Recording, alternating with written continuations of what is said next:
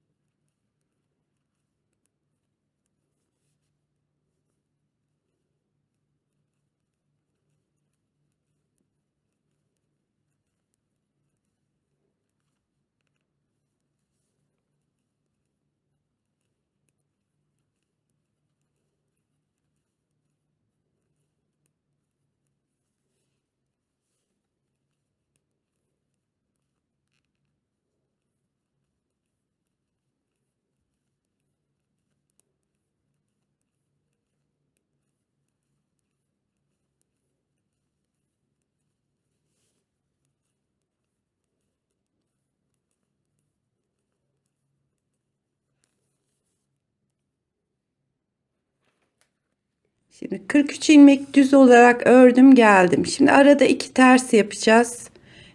Baykuş yerimizi 18 ilmek sonra 2 ters de 43 ilmekten önce koyacağız. Şimdi şurada 2 tersimi örüyorum.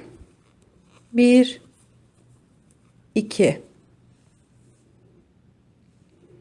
Şimdi baykuşumuzun bir sıra sonra ayaklarını yapacağız. Şu 6 ilmeği düz örüyorum.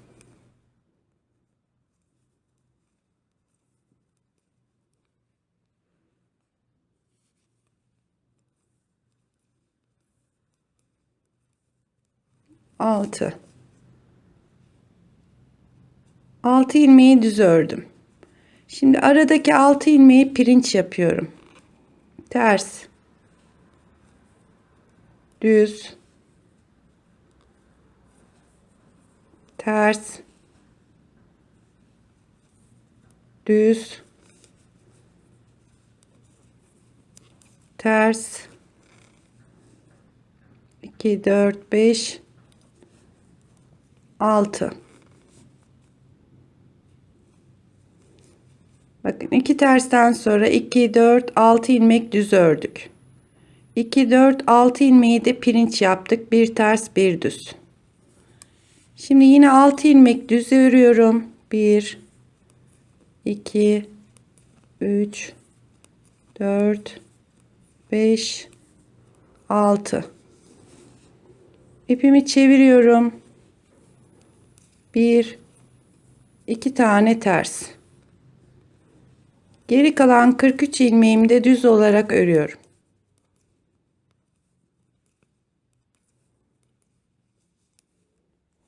Sonuna kadar gidiyoruz. Gelirken bu düzlerin arka tarafını ters olarak geliyoruz. 43 ilmeğimizi ters olarak ördüm. Şimdi baykuşlarımızın yanındaki 2 tane diğer yönde ters olan 2 ilmeği düz örüyorum. İpimi çeviriyorum. 6 tane ters. 2 3 4 5 6. Şimdi arada 6 ilmeğimiz pirinç vardı. Bu sıra yer değiştireceğiz. Pirinçlerimiz tersleri düz, düzleri ters yapacağız. Şimdi şu ilk ilmeğimiz ters. İpimi çeviriyorum. Onu düz örüyorum. 2 3 4 5 6 tane pirinç yaptım. Şimdi 6 tane de ters ilmeğimiz var. 1 2 3 4 5 6. İpimi çeviriyorum. 2 düz ilmeğimi örüyorum. Tekrar ipimi çeviriyorum. Geri kalan ilmeklerimi sıranın sonuna kadar ters olarak örüyorum.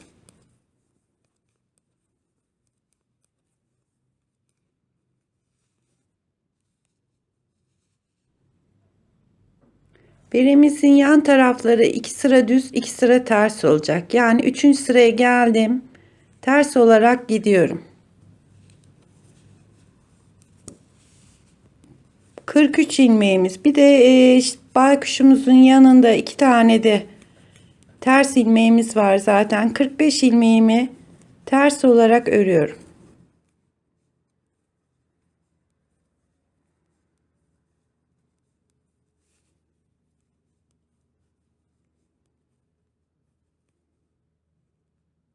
Evet. 2 tane tersimizi de ördüm. Şimdi burada 6 tane düz ilmek yapmıştık. Bunun 3 burma yapacağız. Bakın şu 3 ilmeği önden aldım. Diğer 3 ilmeği çıkardım. Arkadan takıyorum. Şöyle çevirdim. Ortadaki 3 ilmeğimiz dışarı geldi.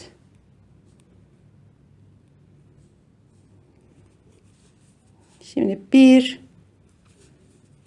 2 3 ilmeği ördüm. Diğer 3 ilmeği pirince çevireceğim. Bakın şu düz ilmeğimiz bu sıra ters olacak. Düz, ters ve düzle başlamamız gerekiyor. Düz, ters, düz. Çeviriyorum. Bu ilmekleri her sıra çevirdiğimiz için düzleri ters, tersleri düz yapıyoruz.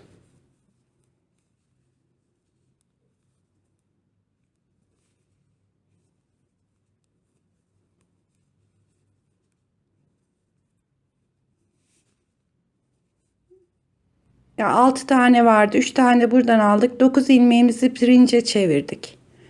Şimdi buradaki 6 ilmeği saç örgüsü gibi burma yapacağız. Yine ortadaki üste gelecek. Bu sefer arkadan 3 ilmeği takıyorum. 3 ilmeği çıkardım. Sol şişimi aldım. Buradaki 3 ilmeği de pirince çevireceğiz. En son düz örmüşüm. Ters. Düz. Ve ters. Diğer 3 ilmeği düz örüyorum.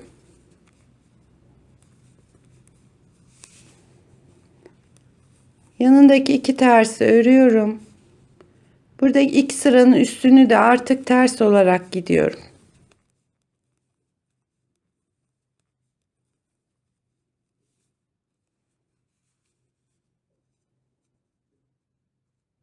Bakın bu şekilde. Şu aramız pirinç. Şunlar burma. Bu iç ilmek yukarı doğru düz olarak gidecek. Yanlarımızda 2 sıra düz, 2 sıra ters olarak devam edecek. Şimdi arka tarafında da düz olarak geliyorum ki ön tarafa 2 sıramız çıksın. 43 ilmeğimi 2 de saç örgüsünün yanındakinde bu yönde düz olarak öreceğiz. Yani 45 ilmeğimizi düz olarak ördüm.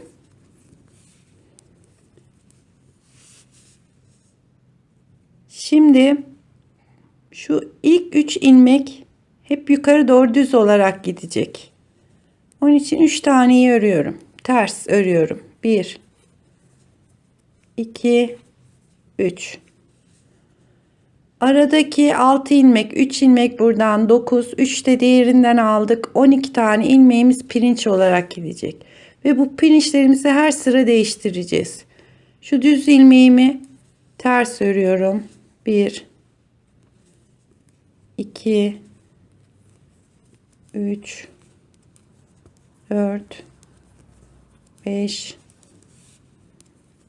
6 7 8 9 10 11 ve 12. 12 tane pirincimi yaptım. Yani tersleri düze çevirdim, düzleri de terse. Şimdi 3 ilmeğimizi ters örüyorum.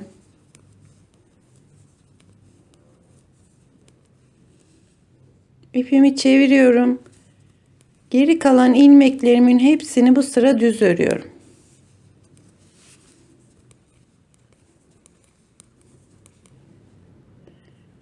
İki sıra düz ördük. Yani düz gittik, tersine geldik. Tekrar terse başladık, düze geldik. Şimdi düz gidiyoruz. Yani hep iki sıra tersimiz ve iki sıra düzümüz çıkacak ön yüzde. Arkada da aynısı çıkıyor. Şimdi düz olarak örüyorum bu sıra.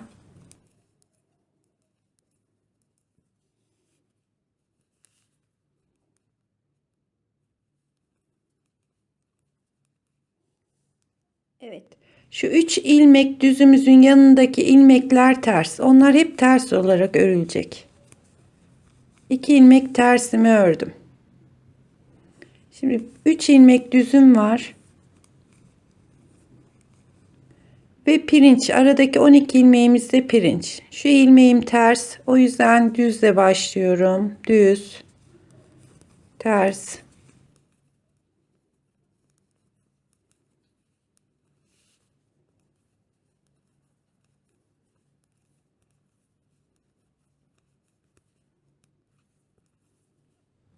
Düzlerimi terse, ters ilmeklerimi de düz yapıyorum.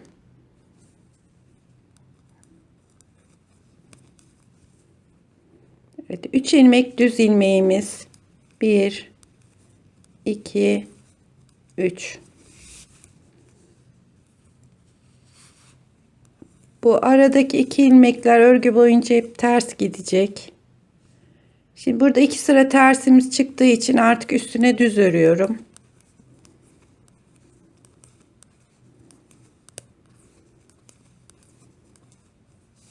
Düz öreceğim ve düz örgünde arka tarafında tersini yaparak geleceğim. Şimdi ters taraftayız. Bakın 2 tersimiz çıkıyor. Ön yüzde de 2 düzümüz çıkacak. Yani bunlar hep böyle devam edecek. 2 ters, 2 düz, 2 sıra ters, 2 sıra düz olarak örgümüz yan taraflar hep bu şekilde devam edecek. Yani bakın şurada bir sıra tersim var. Şu anda ikinciye gidiyorum.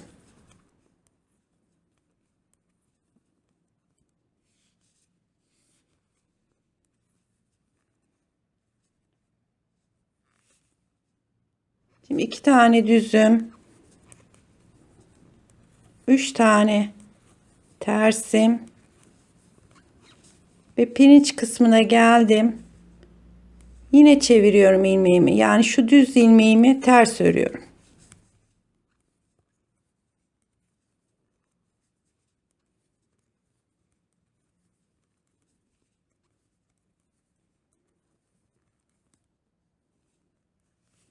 Örgümüzün arka tarafında sadece pirinçlerimizi değiştiriyoruz. Tersleri düz, düzleri ters yapıyoruz. Diğer bütün ilmekleri yani terse ters olarak, düzleri de düz olarak örüp sıranın sonuna kadar gidiyoruz. Pardon. Şurada bir pirincim daha var. Evet, 3 tane tersim.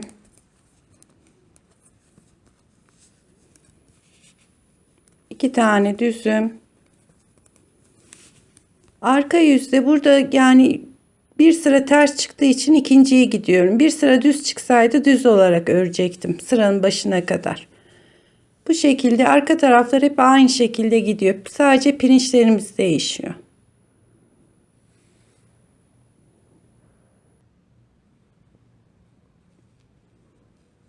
Şimdi ön yüze geldik arkadaşlar. 2 sıra düz ördük, 2 sıra ters ördük, 2 sıra düz ördük. Yani 6 sıra örmüş olduk. Bu şapkamızın şimdi yanlarında kesmeler yapacağız. Sağda ve solda aynı şekilde. 1, 2, 3, 4, 5 sıra 2 tane kesmemiz var. 6. sırada da bir kere keseceğiz. Yani şu çarpı işaretleri 2 ilmeği birlikte almak. Hem sağda hem solda yapacağız. Yani 11 ilmek 11 ilmek olarak azaltma yapacağız. Bu arada baykuşumuz bu şekilde devam edecek. Şimdi bakın ters sırasındayım. Düzü ördüm. 2 ilmek tersimi ördüm. Şu 2 ilmeği kesiyorum.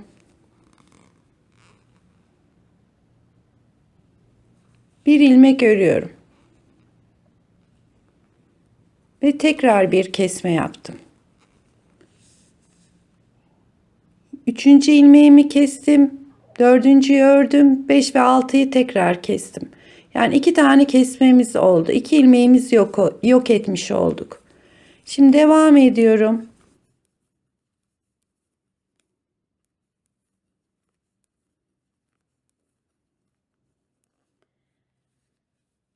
Aradaki baykuşumuzun 3 ilmek düzlerini örüp aradaki pirinçleri yapıp sonda 7 ilmek kalana kadar bu şekilde devam ediyoruz. 2, 4, 6, 7 ilmeğimiz kaldı. Yine ilk sağ başta yaptığımız işlemi yapıyoruz. Bu sefer önce kesiyoruz. 2 ilmeği birlikte aldım. Arada bir tane örüyorum. Tekrar 2 ilmeği birlikte alıyorum. Ve baştaki ve sondaki 2 ilmeklerim devam ediyor. 2 tane de bu taraftan yok ettik. Yani bir sırada 2 ilmek başta, 2 ilmek de sonda 4 ilmeğimiz yok oldu. Şimdi arka tarafındayız. Arka tarafına düz öreceğiz ki ön tarafa ikinci tersimiz çıksın. Kestiğimiz ilmekleri de örerek gideceğiz. Sıranın başına kadar bütün ilmeklerimizi aynı şekilde öreceğiz. Sadece şuradaki pirincinize dikkat edin. Burada değiştirme olacak her sıra. Diğer ilmeklerimiz ters ters düz olarak sıranın başına gidiyoruz. Şimdi sıranın başına geldik. 2 sıra tersimiz çıktığı için şimdi düz öreceğiz. Yine kesmemizi yapacağız ama. 2 düzümü örüyorum. Yanındaki 2 ilmeği şöyle ilmeklerini düzeltiyorum. Kesiyorum. Bir tane örüyorum. Ve yine kesme yapıyorum. 2 ilmek kesmiş olduk. Şimdi devam ediyorum. Sıranın sonunda 7 ilmek kalana kadar örgümü örüyorum. Bu arada baykuşumuz bu şekilde devam ediyor. Yani 3 tane düzümüz ve aramız pirinç olarak devam edecek. 2, 4, 6, 7 ilmeğimiz kaldı. Yine kesme yapıyoruz. Şu 2 ilmeği kesiyorum. Bir tane örüyorum. 2 ilmeği kesiyorum. Sondaki 2 ilmeğimi örüyorum.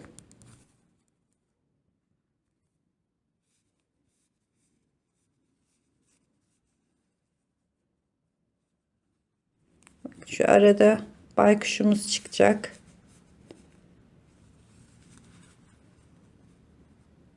İkinci kesmemizi yaptık. Bakın bir kestik, iki kestik. Şimdi 1 2 3 kere daha keseceğiz. 5 sıra 2 tane ilmekleri kesmiş olacağız. Bir 3 kere daha devam edelim bu şekilde. 6. sırada bir kere keseceğiz çünkü. Oraya kadar devam edelim. Şimdi 2 2 2 2 2 olarak 1 2 3 4 5 sıra kestik. Yani 10 ilmek buradan yok oldu sağ baştan. 10 ilmek de sol baştan yok oldu. Baykuşumuz da aynen devam ediyor. İkişer ilmek yanlarda tersleri var. 3 ilmekte düzlerimiz arası pirinç devam ediyor. Şimdi 10 ilmek kestik. 5 sırada ikişer ikişer keserek bu sıra sadece bir ilmek keseceğiz.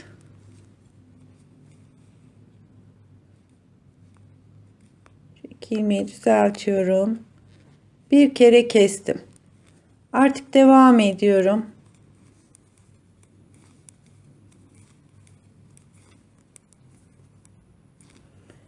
Sağımız ve solumuz hep 2 sıra ters 2 sıra düz olarak devam ediyor. Yine devam edip sıranın sonunda şu 2 ilmekten önceki 2 ilmeği kesip bir kere kesme yapacağız ve kesmelerimiz artık bitecek. Onu da yapalım, sıranın başına gelelim.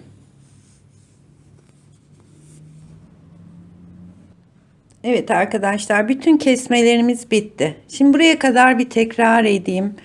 108 ilmek başladık. Şöyle 6 sıra ördük. 2 düz 2 ters 2 düz olarak 6 sıra ördük. 7. sıraya giderken 2 ilmek ördük. Bir tane 2 ilmeği birlikte aldık. Kesme yaptık. Arada bir ilmek ördük. Tekrar kesme yaptık. Yani sağ başta 2 ilmek eksilttik. Sol başta da 7 ilmek kalınca aynı işlemi yaptık. Kestik, bir ördük, kestik, 2 ördük. Böyle 5 kere kesme yaparak 10 ilmek kesme yaptık. Son sırada da bir yaptık. 11 ilmek kesmemiz oldu. Bakın şöyle 1 2 3 4 5 kere kestik. 2 tane 2 tane. Son sırada da bir tane kestik. 108 başlamıştık. Yani 11 burada. 11'de bu başta ilmeklerimiz azaldı. 22 ilmek. Şu anda 86 ilmeğim var şimdi. Şimdi burada şapkanızın büyütme ve küçültmelerini söyleyeceğim. Eğer şapkanızı daha küçük, mesela 70 ilmek yapacaksınız. 70 ilmek artı 22 ilmek küçülttüğümüz için 22 olarak. Daha büyük yapacaksınız. Mesela 100 ilmek artı 22. Hep şapkanızı bu şekilde büyütüp veya küçültebilirsiniz. Yapacağınız sayıya göre, yani bere yukarısı kaç ilmek istiyorsanız ona 22 ilmek ilave ederek ilk başlamasını yapabilirsiniz.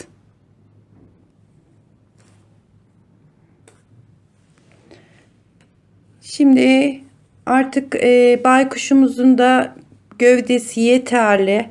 Kesmelerimiz bitince gövdeyi de bitiriyorum. Ama sizin şapkanız daha büyük olacağı zaman mesela bir iki sıra daha yapabilirsiniz. Şimdi ters sırasındayım. Tersimi örüyorum. Baykuşumuzun yanındaki 2 ilmek tersimiz var. Onu da örüyorum. Şimdi burada tekrar burma işlemi yapacağız. İlk başta 3 ilmek 3 ilmek olarak yapmıştık. Bu sefer de 4 ve 4 olarak. 4 ilmek 4 ilmek olarak burma yapacağız. Şimdi önce 1 2 3 4 ilmeğimi sağ şişime aldım. Diğer 4 ilmeğimi yardımcı aparatınızda alabilirsiniz.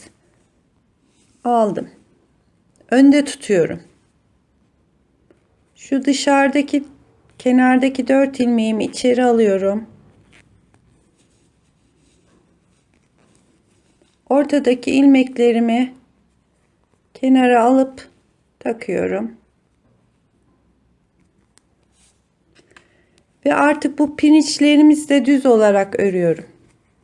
1 2 3 4 5 6 7 ve 8. Şimdi arada 2 ilmek düz örüyorum. Burada kalan 2 4 6 8 ilmeğimi de tekrar vurma yapacağım. 1 2 3 4 ilmeğimi aldım. Diğer 4 ilmeğimi de 1 2 3 4. Bu sefer iğneyi arkada tutuyorum.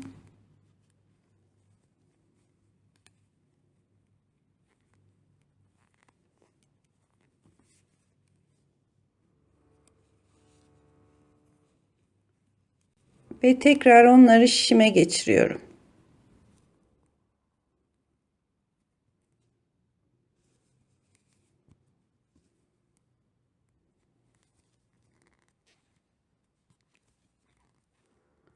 Artık pirinç yapmayacağız. Pirinç örgümüz bitti. 8 ilmeği de düz olarak örüyorum. Ve yanındaki 2 tersi.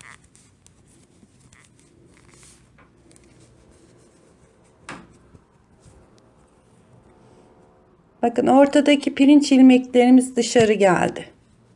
Şu şekilde. Şimdi sıramızın başına gidelim. Tekrar baykuşumuza kadar gelelim. Evet, bu sıra düz sırasındayım. 2 tersimi örüyorum.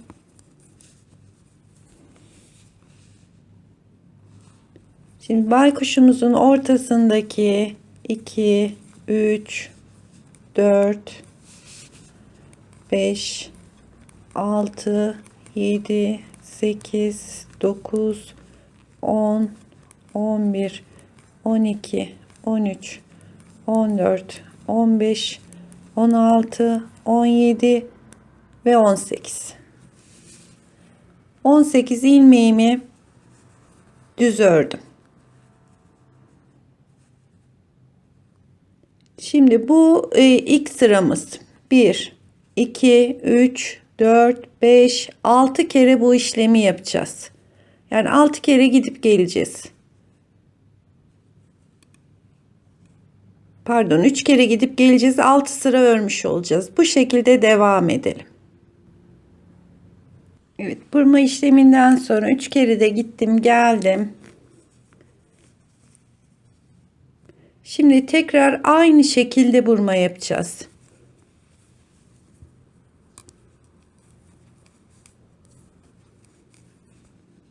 İki tersim var. Onu örüyorum. 1 2 3 4 ilmeğimi şişime aldım. Diğer 4 ilmeğimi de iğnemi alıyorum.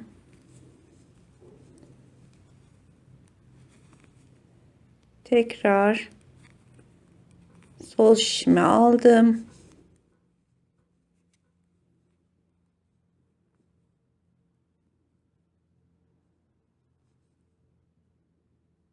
Dört ilmeğimi geri taktım. Şimdi ilk 4 ilmeği 1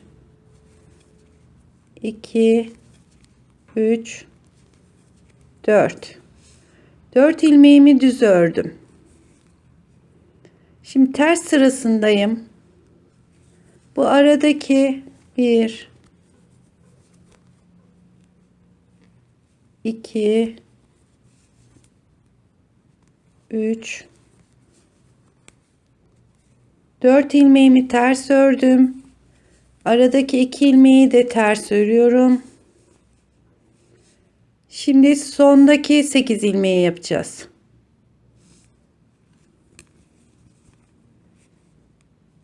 1, 2, 3, 4.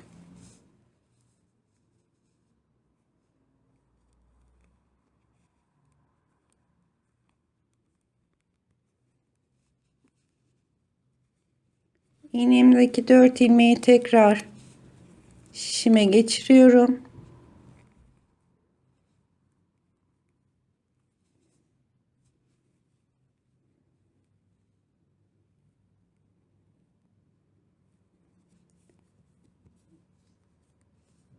Ve bu ilk 4 ilmeği ters örüyorum.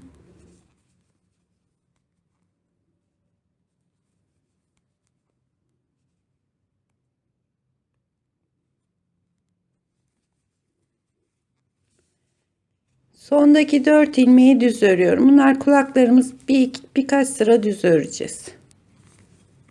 4. Ve yandaki 2 tersimi örüyorum. Zaten ters sırasındayım. Şöyle birkaç tane öreyim.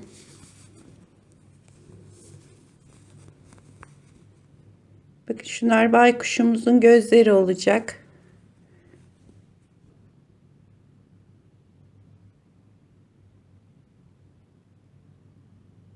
Bu şekilde birkaç sıra devam ediyoruz. Şimdi şu arada 2 sıra ters, 2 sırada düz gittik. Bu yeterlidir kulak içinde. Artık bütün ilmeklerimi, baykuşum da dahil, hepsini, örneğin ters sıradayım, terse devam ediyorum. Yani artık bütün ilmeklerim 2 sıra ters, 2 sıra düz olarak devam edecek.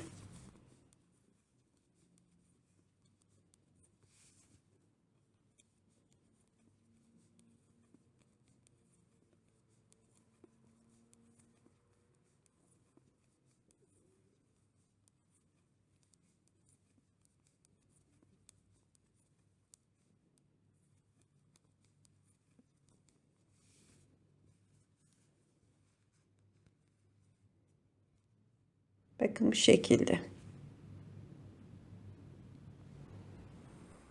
Evet arkadaşlar, şapkama devam ettim ve dümdüz bitirdim.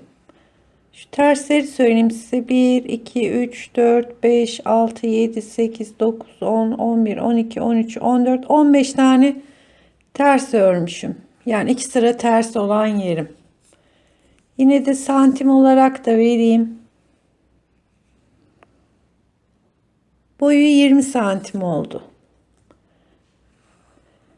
Şimdi hiç şapkamızı dikmeden önce şu gözlerimizi ve burnumuzu yapalım. Onun için yani böyle herhangi bir ipinizden, siyah olur. Benim şöyle kahverengi bir ipim var. Ondan yapacağım. Oralara minik düğme de dikebilirsiniz.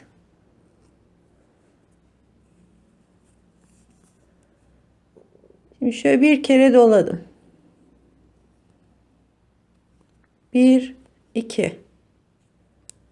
2 zincir çektim. Tığıma doladım. Bir kere de çıkıyorum. 1, 2, 3, 4, 5. 5 tane yaptım. Artık şu sihirli halkamı çekiyorum.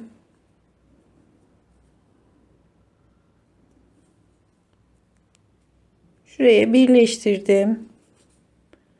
Böyle minik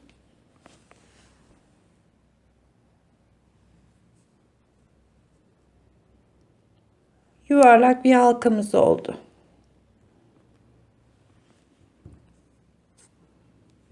Şu ipimi kesiyorum.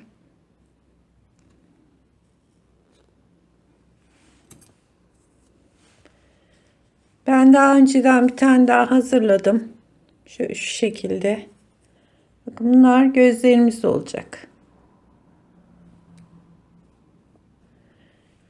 Gözlerimizi de şimdi dikerek değil de sadece geçireceğiz. Şunu bir içeri doğru alayım önce.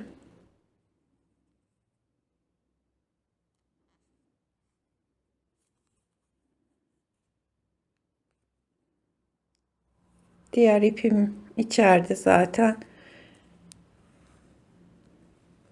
Bakın tam şu aradaki boşluğa, şu kısma.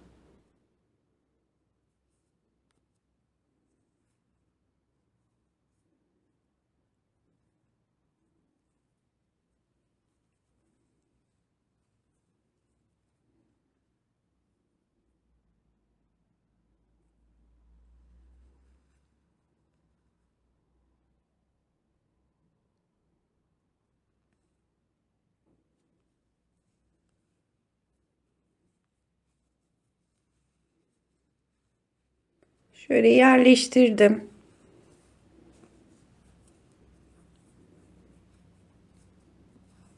Arkadan da şöyle bir düğüm atıyorum.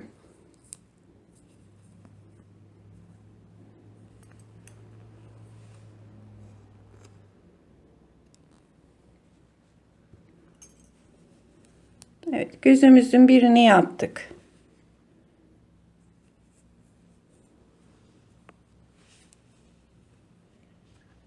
Şimdi de diğer gözümüzü geçirelim.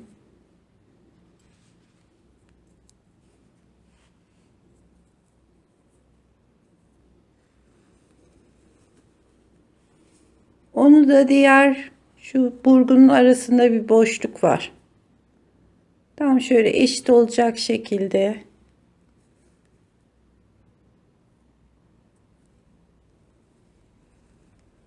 ipimin birini geçirdim.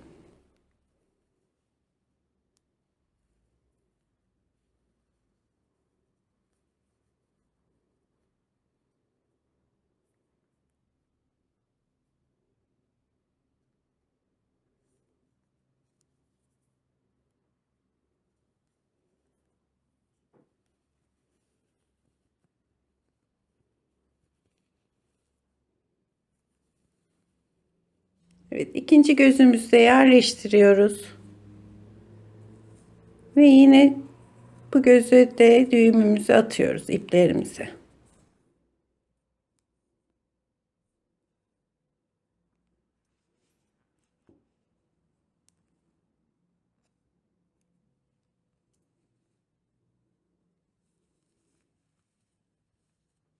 Bakın, gözlerimiz de oluştu. Şimdi şuraya da minik bir burun çalışması yapalım. Onda şöyle bir sarı ipim var.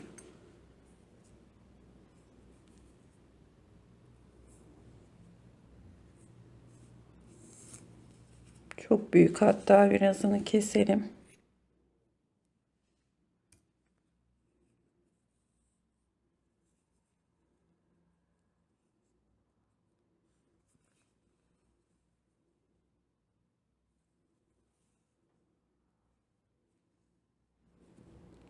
Önce şu arkaya ipimi sabitledim.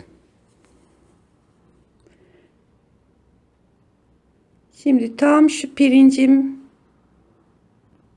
bittiği yerden çıkartıyorum. Şöyle 2 tane de düz örgümü alıyorum.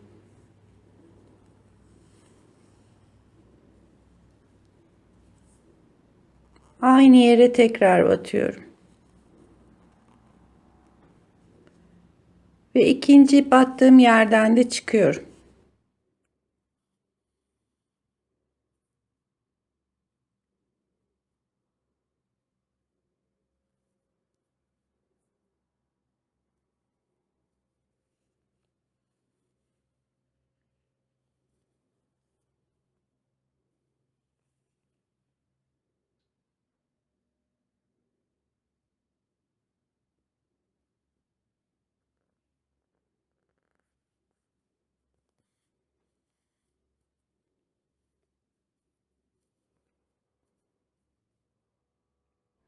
Bir kere daha batalım. Orada bir top şeklinde olsun. Evet.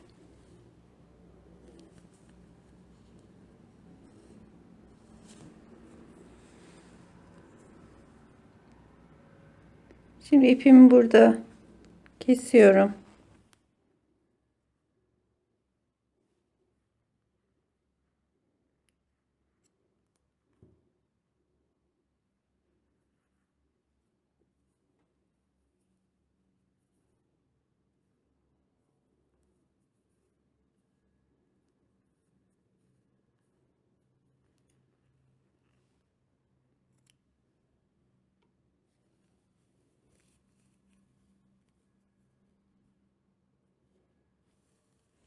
Şimdi arkadaşlar şapkamızı dikebiliriz. Önce şu yandan biraz dikeceğiz. Onu da şöyle ayarlayalım.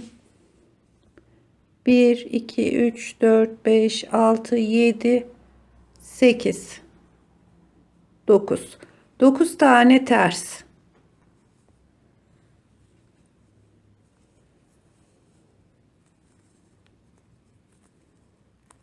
Yine mi ters takmışım? 2, 4, 6, 8, 9. 2, 4, 6, 8, 9. Şu kısma kadar burayı dikelim.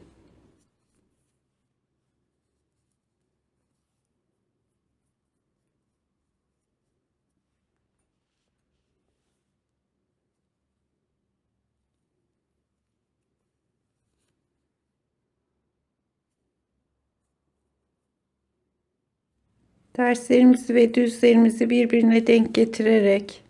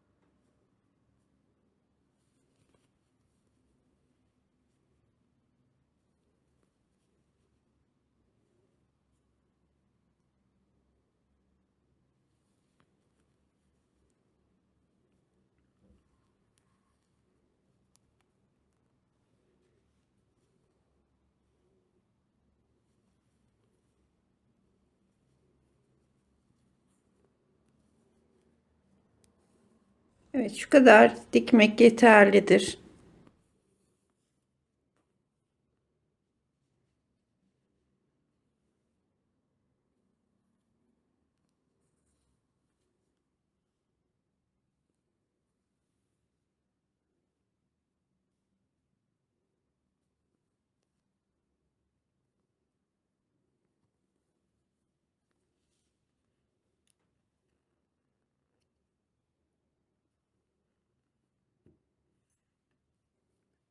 Şu ipimizi de saklayalım.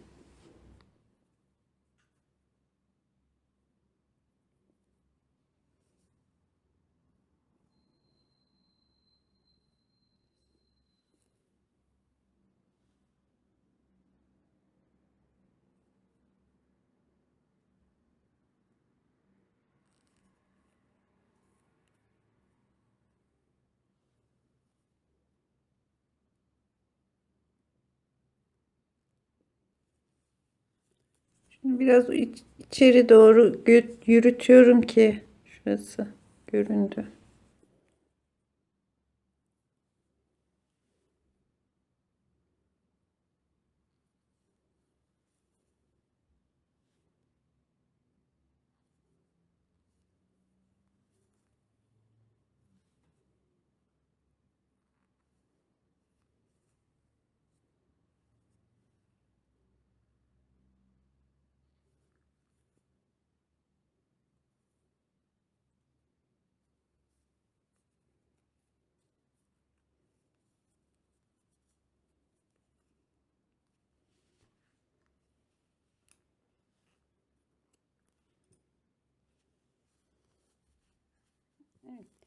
Şimdi de şu kısmı dümdüz dikelim.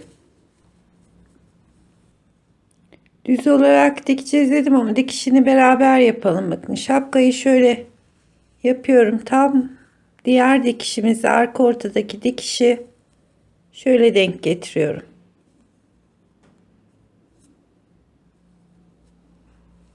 Şurayı da beraber dikelim.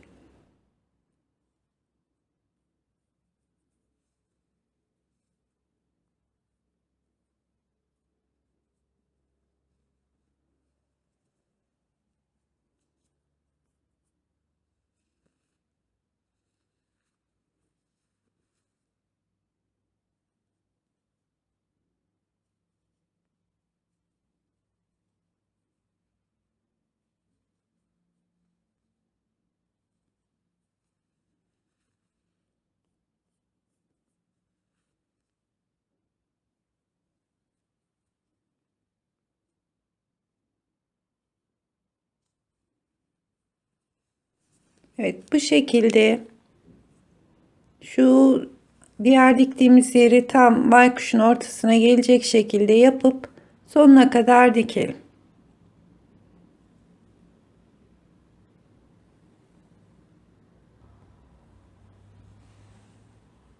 Evet, şu kısmı düz olarak dikip geldim. Şurada bitirelim.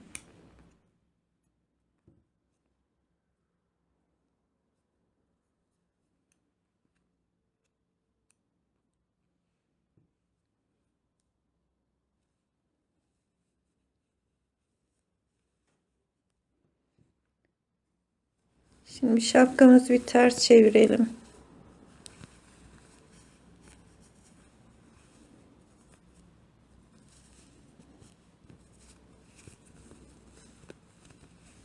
Evet, şu arka kısmı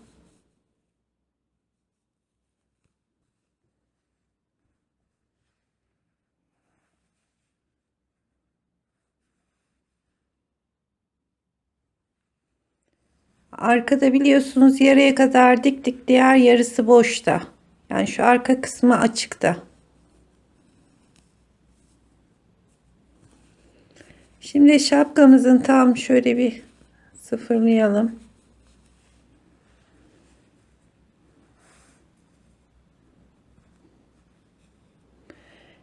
Bir şu kenarını bir de şu kenarını dikerek şöyle üçgen vaziyette dikerek kulak kendiliğinden kulak olmasını sağlayacağım.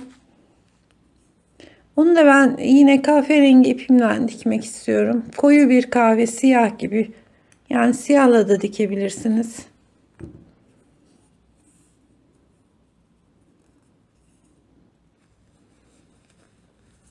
Önce şöyle içte bir yere sabitleyelim.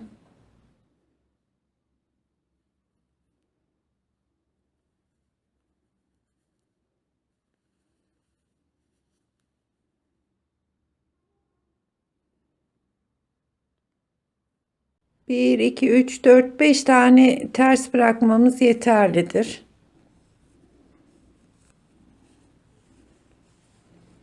Bakın şu şekilde üçgen vaziyette dikeceğim.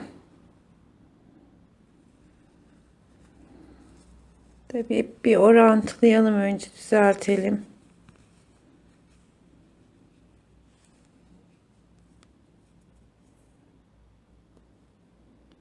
Hiç tel yapar gibi, hiç öyle farklı bir dikiş değil.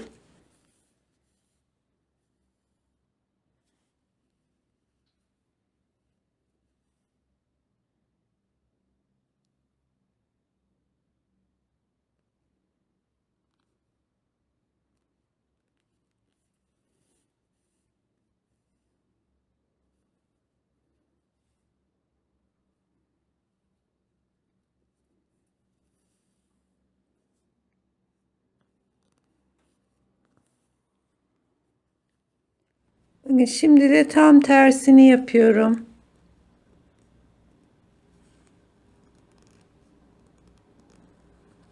Yani şu aradaki boş bıraktığımız yerleri dikiyorum.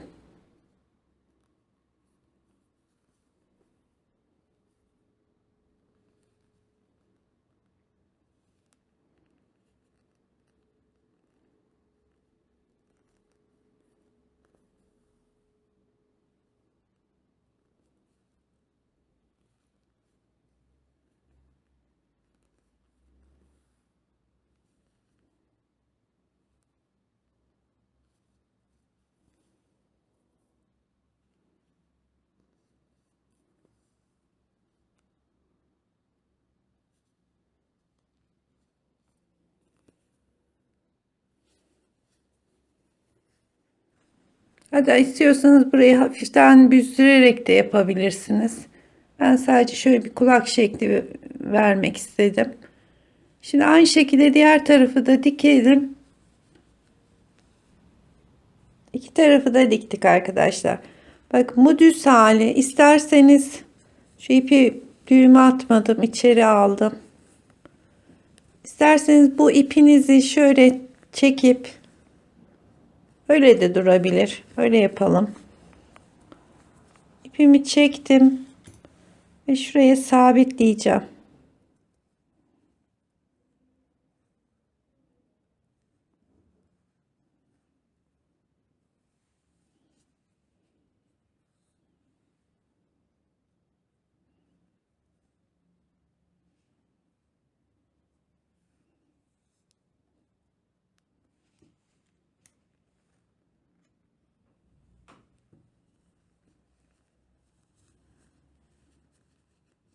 Şimdi diğer tarafın ipini çekelim. Bu teğer gibi olduğu için geliyor ip çekince. Bunu buraya sabitleyelim. Şu fazlalığı bir keselim.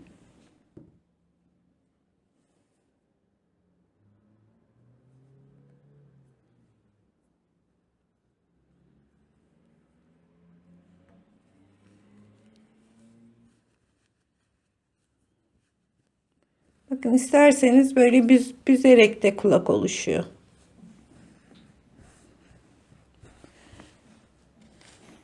Şimdi arkadaşlar bu giyince şapkanın şurası arkada şöyle bir kuyruğu oluşuyor. Bakın şu buradaki kuyruklara dilerseniz şöyle uzun uzun 80 santim kestim ben iplerim. 2 kat 2 kat 80 santim kestim.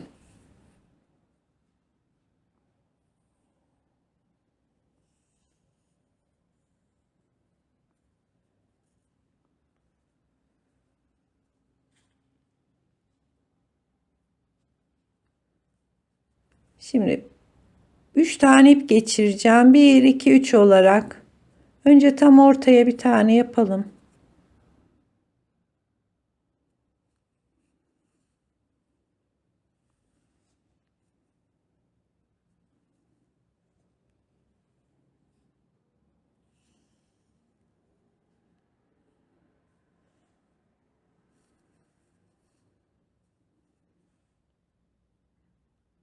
Bir tane sağ tarafındaki ilmeğe girdim.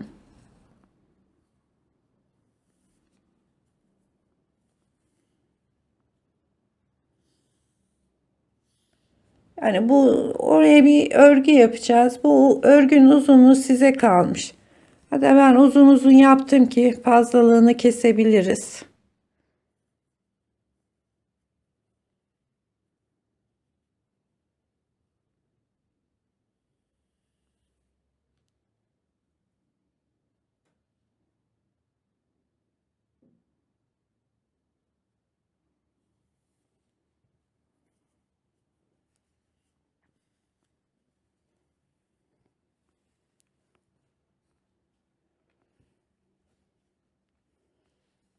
Şimdi buraya bildiğiniz saç örgüsü,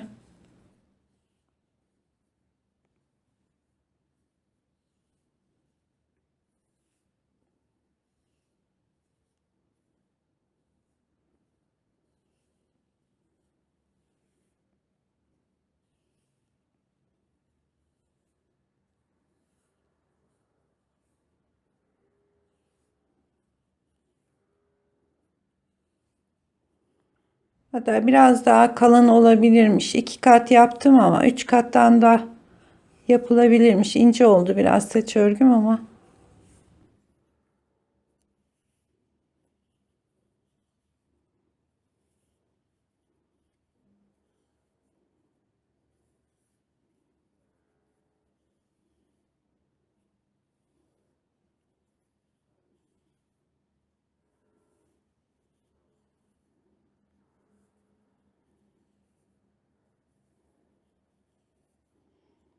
Tabii siz bunu evde bir şuraya bir yere sabitleyip yaparsanız çok daha rahat olacaktır.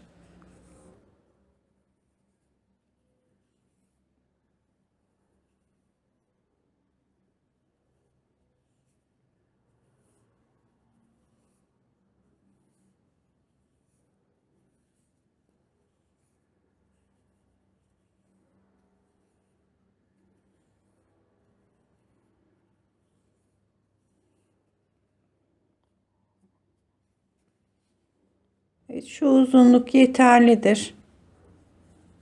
Şöyle 2 tane daha öreyim bağlamak için.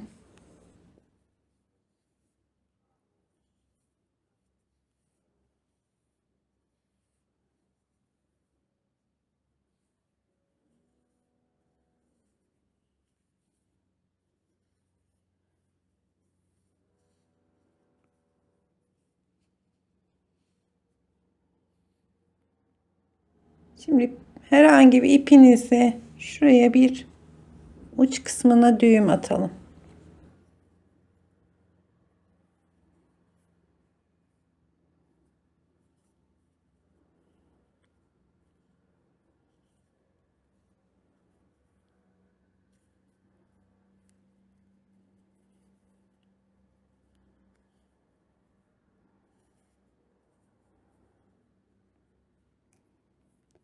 Attığımız düğümün içinden geçirelim, aşağıya doğru insin.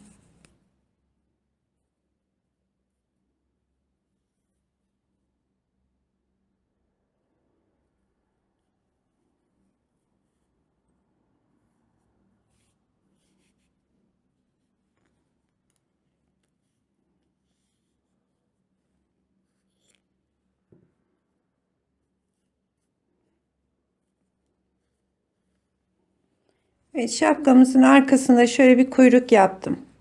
Aynı şekilde diğer tarafa da yapalım. Ve beremiz bitmiş oluyor. Bu yaklaşık 7 ay, 8 ay ve 1 yaşındaki çocuk da çok rahatlıkla kullanabilir. Yapacak arkadaşlara kolay gelsin.